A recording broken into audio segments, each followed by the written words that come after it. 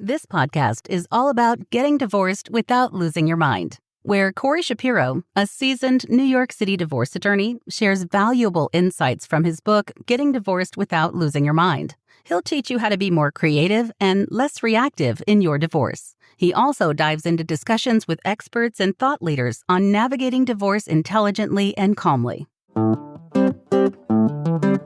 Welcome to Getting Divorced Without Losing Your Mind, the book and podcast to help you get more creative and less reactive in your divorce. I am your host, Corey Shapiro. I record this podcast out of my offices in New York City above Grand Central, the hustle and bustle of New York City right below me. And today we're talking about time. And New Yorkers are quick when it comes to time. So we're going to make this podcast shorter, efficient. And if you're just joining today and you're new to this series or new to the podcast, we are concluding our 5-part episode on one of my favorite topics, the divorce budget. And we started out with an overview of the divorce budget. We then moved into the emotion budget, followed by the money budget. Then we moved into the energy budget. And now we're talking about the time budget. And speaking about time, I believe this is the last, as I record this podcast, this is the last Friday in July.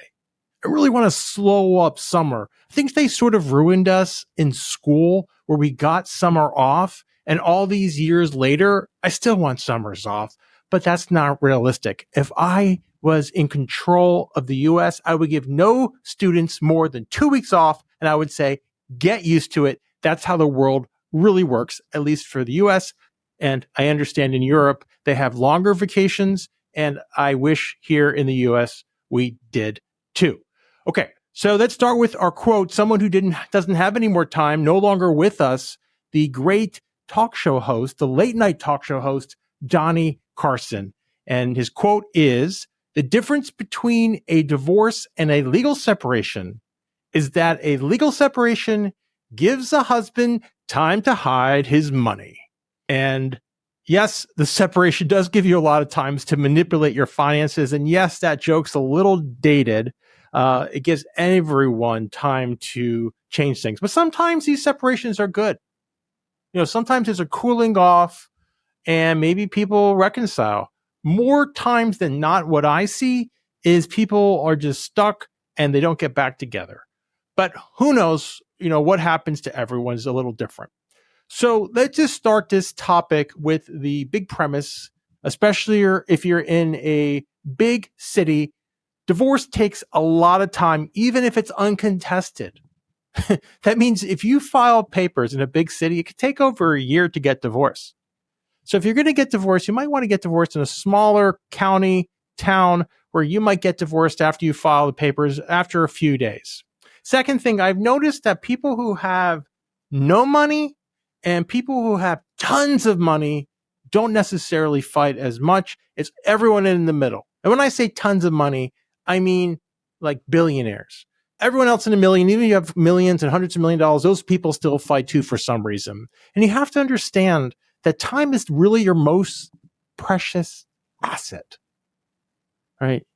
You can't get it back. You can't get it back. So here are some tips, some tactics to think about so you could be more time efficient in this divorce. First of all, I want you to understand that you need to have structured meetings. So remember this motto: no agenda, no meeting.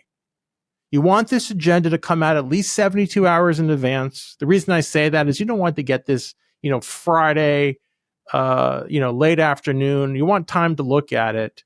So at least 72 hours in advance so you can have a few days to look at it and not going to just blindside you on Monday morning and like, oh, here's the agenda for a meeting in 5 minutes. No, you want to look at it. And if you're preparing the agenda, no one else really wants to do it. The good thing about that is it's building your subconscious thinking about these things. So you're doing the agenda, you put it away, and your brain's just sort of working on autopilot, thinking about this agenda. That's why it's so important. That's why it's amazing. I've been involved in some committees, and when we have agendas, especially circulated a few days before the meeting, it's so much more powerful and efficient. So remember after me, no agenda, no meetings. Okay, the next one I learned the hard way, and a lot of these tips and tactics, unfortunately, I learned the hard way. I'm going to be truthful with you. I'm not hiding. There's no, you don't come out to be a divorce lawyer in the first year and you're just a whiz. You learn these things as you go. That's why maybe the more experienced and more gray hairs, and I put that in quotes, you have, there is some wisdom to that. There's some value to, having many years of experience doing this. And one thing I learned the hard way, and my client who gave me this tidbit, here's this, was no Friday forwards. What do I mean? Well, it seems to me that a lot of attorneys use Fridays to send you emails that through counsel that are, let's say, objectionable. Let's say triggering. Let's say you just don't want to read them because they upset you. Okay, you don't want these emails. These emails are better for Monday.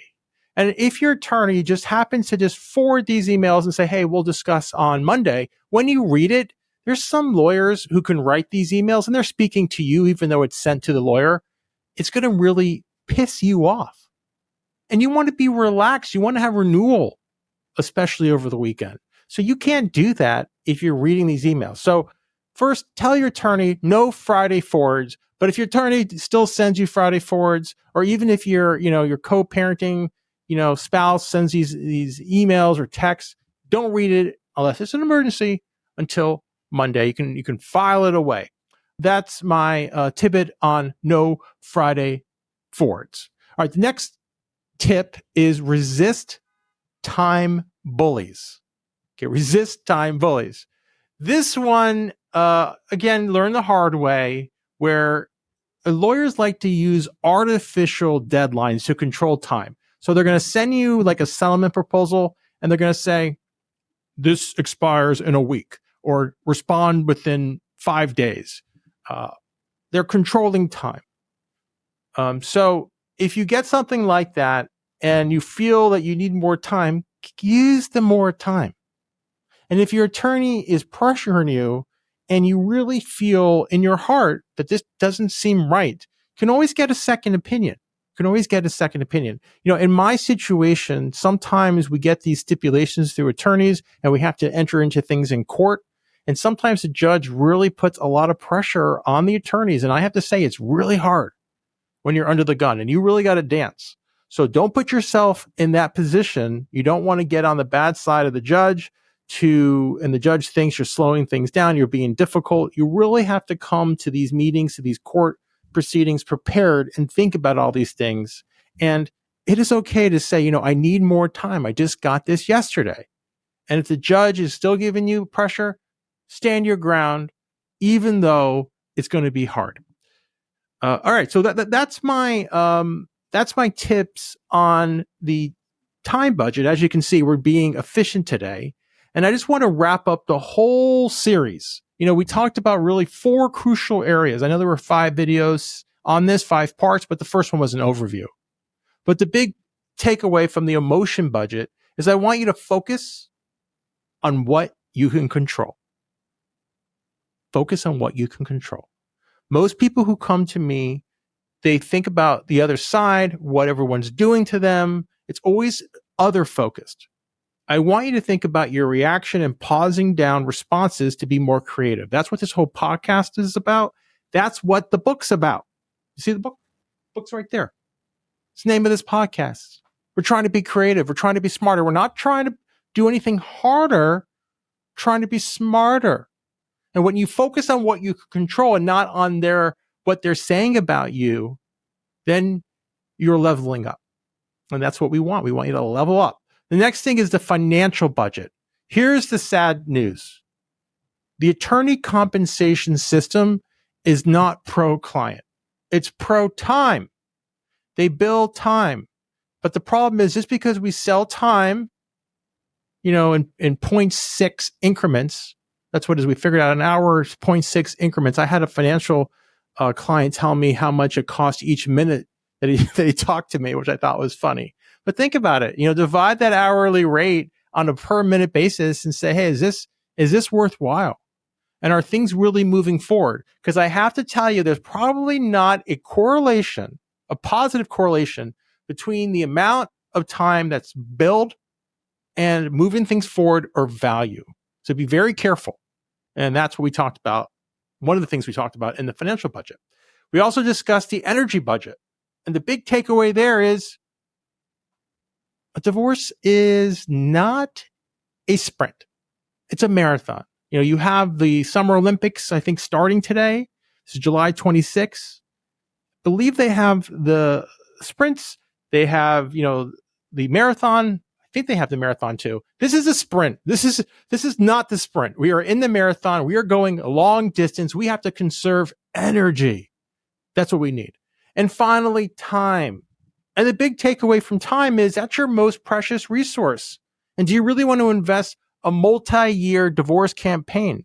And I tell you the truth, the way to do this properly, it's hard to do. But you got to really prepare in advance for a lot of things that are going to happen.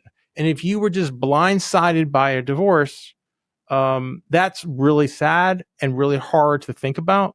But there are usually clues in your gut that you have maybe ignored, sort of like health issues.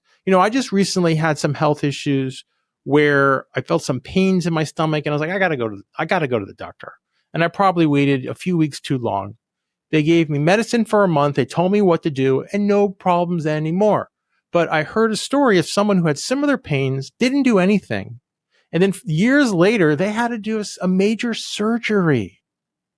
Yeah. So there's a lot of warning signs early on. And I hope you can be attuned to these warning signs so you're not going to have so many problems. All right. Next week, we are going into a new chapter. All right. It's like if I had a blackboard here, we're erasing all this stuff on the divorce budget and we're going to a new chapter. And again, one of my favorite chapters, it's on the divorce attorney tactics. Yeah, that's what we're going to learn about. Divorce attorney tactics. We're going to learn about their tactics. We're going to learn about counter tactics. It's going to get interesting. We're going to have like a smackdown. That's what we're going to have. So join us for that on our next podcast. And for all those who are listening to this podcast, all those who have read my book, who are doing the work, I want to let you know you are on the right path. Because you got to have time to work on your divorce, like here, not just in it. Not just beating against a wall and hoping things are going to change. Not just keep on, saying, here's what I want, here's what I want, here's what I want. And they're going to back down. They're not going to back down. They might actually dig in. So how do you get around that? It's sort of like, how did humans finally figure out how to tame or protect themselves from all these scary animals out there? I mean, we figured out how to deal with bears, and bears are 5 times as strong as us. So if we can figure out how to deal with bears who are 5 times as strong as us, we could be smarter when it comes to our divorce. And you're on that path. So keep it going. And if you like this content, please shout out. Please give us a 5-star review. Get the word out. We're doing things differently here. It's not always intuitive. Sometimes it's counterintuitive, but it's going to help you in the long run. That's what we're doing. We're playing the long run. So thank you for joining. I am Corey Shapiro, helping you get divorced without losing your mind. Thank you for tuning in to the Getting Divorced Without Losing Your Mind podcast. We would love to hear your feedback. Send Corey an email to feedback@gettingdivorced.org. And if you've read his book, please consider leaving an Amazon review. This podcast offers general information only. It cannot replace legal advice. If you need tailored advice, contact an attorney licensed to practice in your area.